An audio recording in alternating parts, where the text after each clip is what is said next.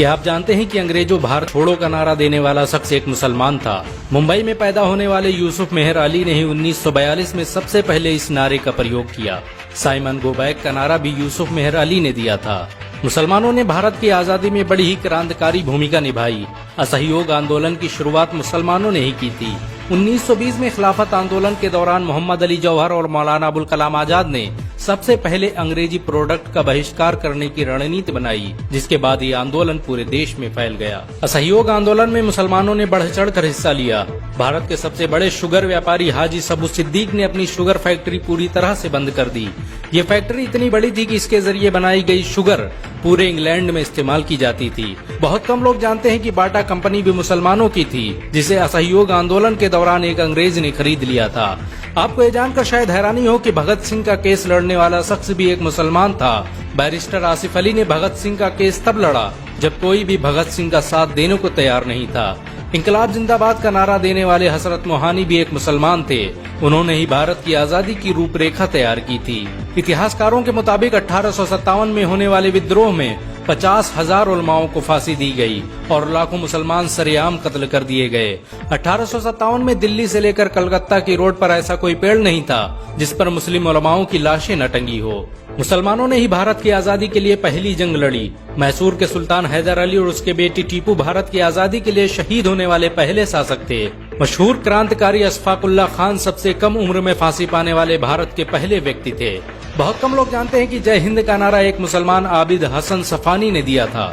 ये नारा आज भी भारतीय सेना और शासकीय प्रणाली में सम्मान स्वरूप इस्तेमाल किया जाता है। तिरंगे का निर्माण करने वाली सुरैया तैयब जी भी एक मुसलमान थी। उन्होंने ही भारत के राष्ट्रीय ध्वज को वर्तमान रूप दिया था। कानपुर में पैदा होने वाले अजीमुल्लाह खान ने ही मादरे वतन भारत की जय का नारा दिया था, जिसमें बाद में कुछ सांप्रदायिक लोगों ने माता शब्द को जोड़ दिया। आपको ये जानकर शायद हैरानी हो कि भारत का पहला राष्ट्रीय गीत अजीमुल्लाह खान ने ही लिखा था। बहुत कम लोग जानते हैं कि मौलाना कासिम नानोतवी ने दारुल उलूम देवबंद की स्थापना अंग्रेजों को भारत से निकालने के लिए की थी।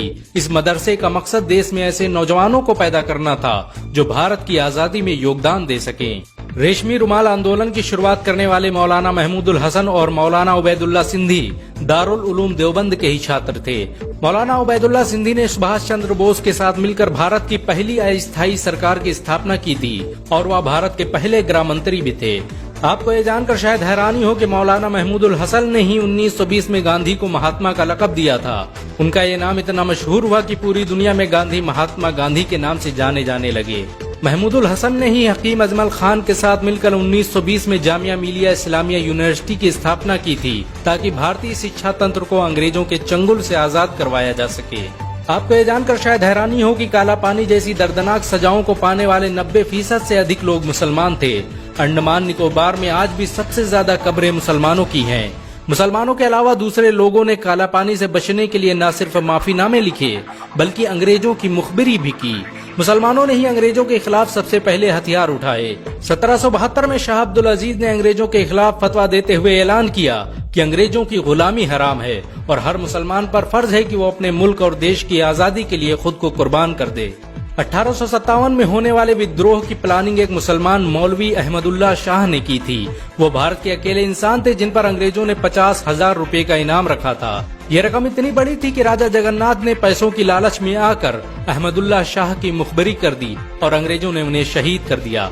बहुत कम लोग जानते हैं कि 1857 में शहीद होने वाले 90% लोग मुसलमान थे। जालियांवाला बाग में जनरल डायर की गोलियों का निशाना बनने वाले अधिकतर लोग भी मुसलमान थे। भारत की आजादी का नेतृत्व करने वाले संगठन इंडियन नेशनल कांग्रेस के 9 से अधिक प्रेसिडेंट मुसलमान रहे। गांधी जी ने अफ्रीका में जहां वकालत की पढ़ाई की, वो कॉलेज भी एक भारतीय मुसलमान का था और वह जब भारत में आए तो उन्होंने आजादी के लिए अली ब्रदर्स के साथ काम करना शुरू किया, जो कि मुसलमान थे। बहुत कम लोग जानते हैं कि 1921 में केरल के मुसलमानों द्वारा अंग्रेजों के खिलाफ लड़ी गई जंग में 3000 से अधिक मुसलमान शहीद हुए थे और 50,000 मुसलमानों के जेल में कैद कर दिया गया था। ये आंदोलन मोपला मुस्लिम आंदोलन के नाम से जाना जाता है। 1942 में शुरू हुए भारत छोड़ो आंदोलन की रूपरेखा मौलाना अबुल कलाम आजाद ने तैयार की थी। संविधान निर्माता डॉक्टर भीमराव अम्बेडकर को पहचान दिलाने में मुसलमानों का बड़ा योगदान रहा है। 1946 में जब भीमराव अम्बेडकर दलित होने की वजह से इलेक्शन हार गए तो बंगाल मुस्लिम लीग ने उन्हें मुस्लिम इलाके से इलेक्शन लड़ने की दावत दी। इस तरह भीमराव अम्बेडकर संविधान सभा का हिस्सा बन सके। अगर मुसलमान भीमराव अंबेडकर को इलेक्शन न जिताते तो उन्हें कभी भारत के संविधान को लिखने का मौका न मिलता। भारत की आजादी के लिए सबसे ज्यादा लेख, शायरी, गीत और किताबें मुसलमानों ने ही लिखी। अल्लामा इकबाल के जरिए लिखा गया सारे जहां से अच्छा आज पूरे भारत में गाया जाता है। आपको ये जानकर शायद हैरानी होगी कि देश के लिए शहीद होने वाला पहला पत्रकार मौलाना मीर बाकर एक मुसलमान था। भारत की आजादी के लिए मुस्लिम राजाओं और महाराजाओं ने अपने खजाने खोल दिए। कोलकाता के हाजी उस्मान सईद ने अपना सब कुछ भारत की आजादी के लिए कुर्बान कर दिया। हाजी उस्मान की अमीरी का अंदाजा इसी बात से लगाया जा सकता है कि 1920 तक कोलकाता में बनने वाला हर स्कूल और हर बड़ी बिल्डिंग उन्हीं की थी।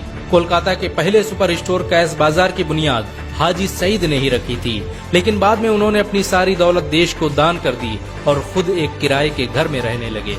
अमीर हमजा और अब्दुल हबीब यूसुफ मरफानी जैसे मुसलमानों ने अपनी अरबों रुपये की संपत्ति देश की आजादी के लिए कुर्बान कर दी। सुभाष चंद्र बोस द्वारा अफगानिस्तान में स्थापित की गई सरकार में 9 में से 5 मंत्री मुसलमान थे।